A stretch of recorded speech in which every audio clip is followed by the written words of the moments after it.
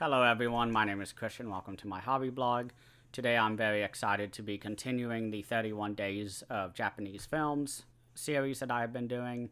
And today we'll be doing movie 12 out of 31. And today we are going to be talking about 1972's Female Prisoner Scorpion. This is a Meiko Kaji starring film from the early 70s before she did Lady Snowblood before Stray Cat Rock, which I have her other films here. First one is, of course, Lady Snowblood. Wonderful, wonderful movie from 1973. I will not be covering it because I've already talked about both of those films on my channel, but we also have probably my favorite role by her in Blind Woman's Curse. And this one is absolutely amazing, directed by Teruo Ishii, who is the sort of pioneer of Japanese exploitation. So I highly recommend this one if you want some exploitation along with your amazing Meiko Kaji cast or casting. And then the final films that I have that I may or may not talk about, I haven't really decided yet, but it is the Stray Cat Rock series starring many amazing actresses, sort of in 6 different films, maybe 5, and they all are amazing. But the film that I'm talking about today is going to be from this Arrow video box set from the Stray or Female Prisoner Scorpion The Complete Collection. This is the standard edition of the release. I'm not sure what the difference is between the limited. I assume there's a booklet. But this is a pretty old release. I got this 2 years ago, maybe a year ago. But the specific movie is going to be the first one from 1972. This one is really, really good.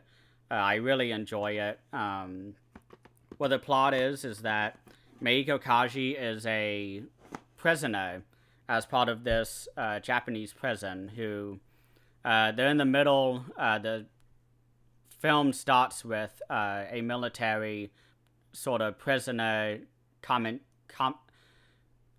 commendation ceremony. I apologize. And they are getting a round of applause. They're all in line. And the captain or whoever's leading the prison, he is giving a lot of high regards to the guards who are sort of running the prison. And in the middle of this, we get a prison break, and this is from Meiko Kaji's character, Matsu. And she is a pretty badass woman because, as with a lot of Japanese films, we get an amazing intro sort of credit scene where you have your intro action scene that kind of sets up everything. Then you get the intro, and then you go on to the actual film itself. And this breakout scene is her and another prisoner escaping the prison, and we get some exposition from the other prisoners who say there's only one person who would do this. And we cut to Meiko Kaji, and that's when the amazing song, which I believe is sung by Meiko Kaji, which talks about how there's thorns within a rose, and sort of setting up the viewer to how badass our main character is, yet beautiful, because everyone's sort of jealous of her in the prison, and there's some rape scenes that happen throughout this, so trigger warning for that. And what's really fascinating about this film is that the cinematography is just absolutely out of this world. There's a great video essay by Gareth Edwards, actually, the director of The Raid 2, and couple other movies that I can't recall off the top of my head. I just know the Raid movies most. But he has a video essay commissioned just for this release, by the way, where he is interviewed about why he loves this series, and especially the first film. And he really points out the cinematography of it and how just active the camera is in the action, because it's constantly swooping and sweeping all throughout the room. And we even have an amazing dinner scene where after Meiko Kaji is brought back into the prison, everyone is given basically no food for the next week or so because of this escape attempt.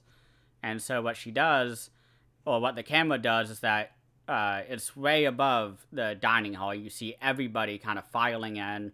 All the tables have bowls and utensils and just everything that you would need to eat. And as the filing in, you see the gods kind of pushing them, and the camera just kind of stays way behind. And as this action starts, as Meiko Kaji walks in, then we're right on top of her, where the camera is in her face and you're following what she's doing. And this sort of cinematography happens throughout the film. The first one is going to be with the intro, where we get the overview of the prison and sort of watching all of the prisoners walk in completely naked, and there are big steel bars above them and below them so they can't run. If they try to escape, they can be shot, and that's it. They can't escape. And so that entire intro sequence I love in terms of the cinematography, because it is so engaging to watch, because it's not just sitting there. The camera is on a dolly, and it's going down with the prisoners as they're being kind of filed into the prison, along with Meiko Kaji. And you see some really terrible people. The gods are openly leering at all the women who are walking in, because they're all naked. And the terrible people, the men are, along with the women, but just focusing on the fact that nobody's really a good person in this film. Meiko Kaji is sort of the closest to a good person, because she was betrayed by a narcotics officer. He set her up to go to a Yakuza clubhouse, and ends up that he was in on it, and he's been sort of gifted a lot of money in exchange for women who can be exploited at this prison. So this is a theme that is very prevalent in the 1970s exploitation. Escape from Women Prison is an entire genre within exploitation about women escaping prisons and prison camps. A lot of it was filmed in South America because there were a lot of tax breaks that filmmakers and studios could use, and it was really cheap, and plus they could tack it on as a holiday or a vacation. And this film is really interesting because we get the escape, but by the end of the film, you kind of know that this is just a cycle that will happen, because the beginning of the film starts with the prison break. They escape, but then they're brought back right in the beginning. And all four of these films here in the set, the first one is called Scorpion, the next one's Jailhouse 41, then we have Beast Stable, and then the final one is 701's Grudge Song. And Prisoner 701 is, of course, Meiko Kaji. And it's really interesting, this sort of concept of cycles, because we see the same characters popping in and out of the storyline who come in just to sort of fuck up everything that's going on with Meiko Kaji, and somebody else who is coming in to do the same thing with her. They come in and they're either thwarted or the sort of Meiko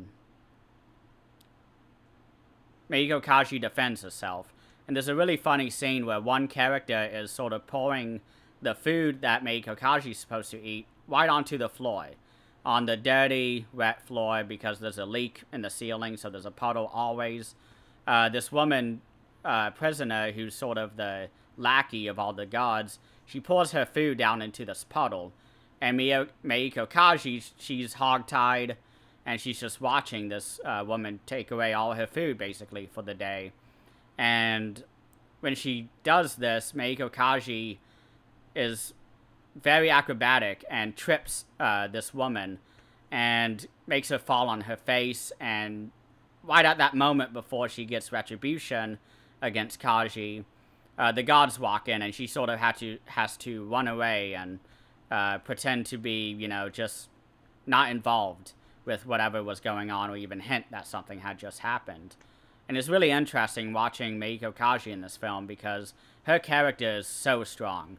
She never bends to anybody. She's constantly protecting those weaker than herself.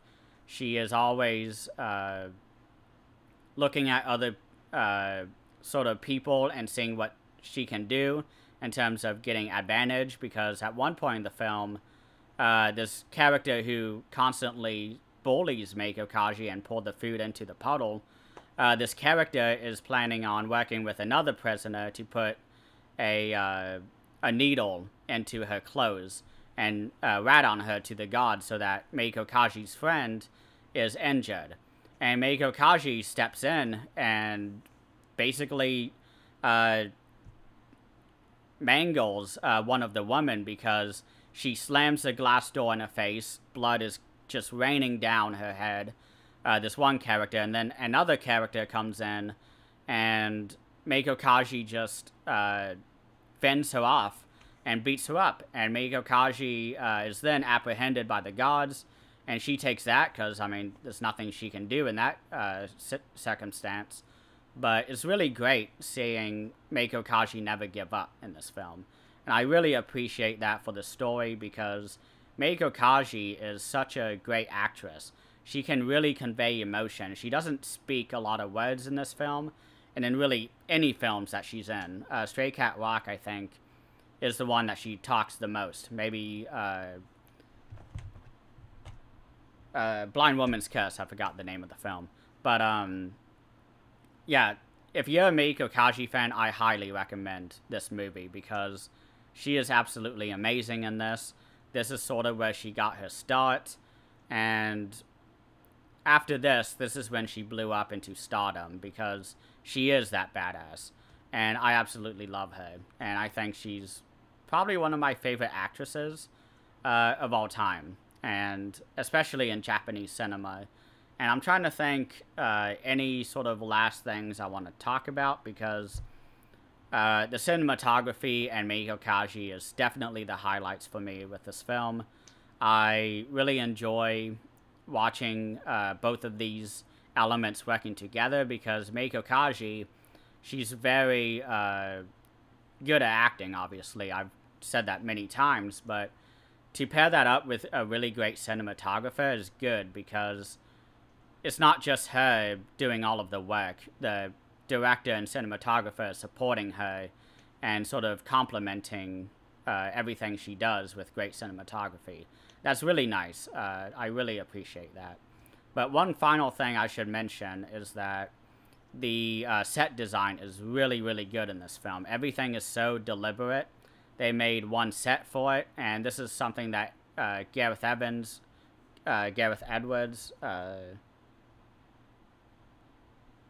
they don't say the name on the back, but that director of The Raid 1 and 2, he talks about the set design in this film and how it really inspired him to sort of be creative with the set designs, because he talks about one sequence in The Raid 1 where they're going down a hallway and you see chalk numbers on all the doors.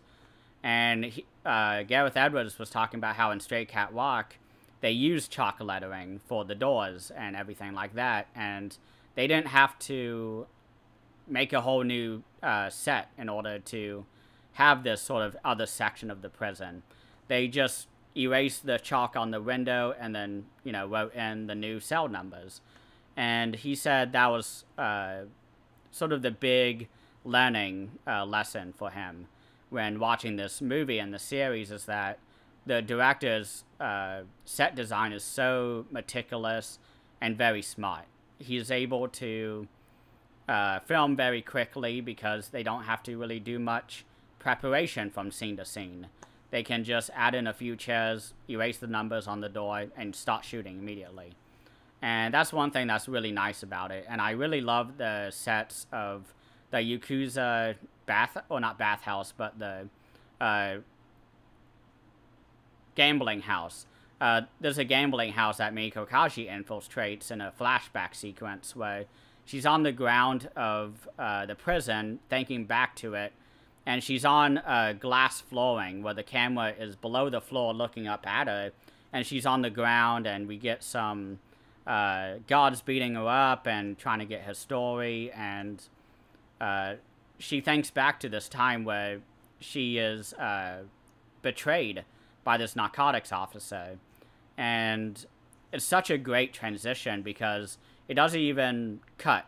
You just see her on the ground and it pans up and you see sort of like a stage. And on the stage you see the small amount of chairs, a couple of people around the chairs or the tables, and you see Meiko Kaji and a couple of guards walking in, or Yakuza members walking in, and you see her get betrayed, and sort of that entire flashback of how that happens. And they do that in just one seamless movement. I assume that the woman who is on the glass floor that they pan up afterwards, I assume that's a stunt double. They did not have CGI. They probably didn't have Meiko Kaji drop when the camera panned away from her and then have her run. It was probably a stunt double, but anyways, it's so interesting that they set it up that way. It was very ingenious to have that shot done that way, and I really appreciate it. So there's not too much else that I want to talk about with this. I'm trying to keep my reviews shorter so I can get them out faster, but I really recommend this series if you don't have it already. It's always a part of the Era Video box set sale. I don't know when that's going to happen next, but I really enjoy Meiko Kaji. I think she's one of the best actresses. I really appreciate her work, and I hope more people go into her non-Lady Snowblood movies, because a lot of people know her from that, but not from Stray Cat Rock, a little bit with Blind Woman's Curse, and I don't see really anybody talking about Female Prisoner Scorpion, the series. So I hope I inspired you to at least check it out on Shudder or streaming, wherever you may find it. If not, then that's okay. Thank you all so much for watching, and please have a great rest of the day.